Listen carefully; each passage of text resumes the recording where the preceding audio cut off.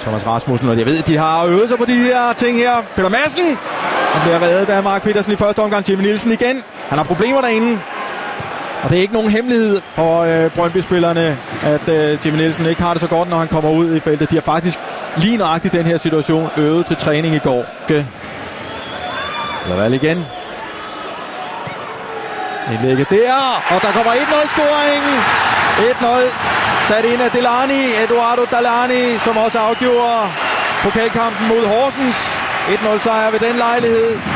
Christiansen signalerer, her er det, jamen vi skal da have en ud til Laval, det kommer der så ikke. Så kigger han op, og der Vejle får mange folk med i feltet. Det er godt det der glimrende indlægger. Også det op af Delani over ved den fjerneste streg. Det er et flot mål. Må se, Kielstrup er også fri. Så to mand er fuldstændig fri inden foran. 1-0 til Vejle.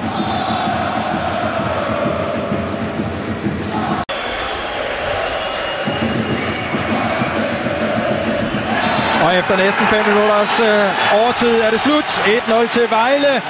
Og målscorer altså i første halvleg Eduardo Delani.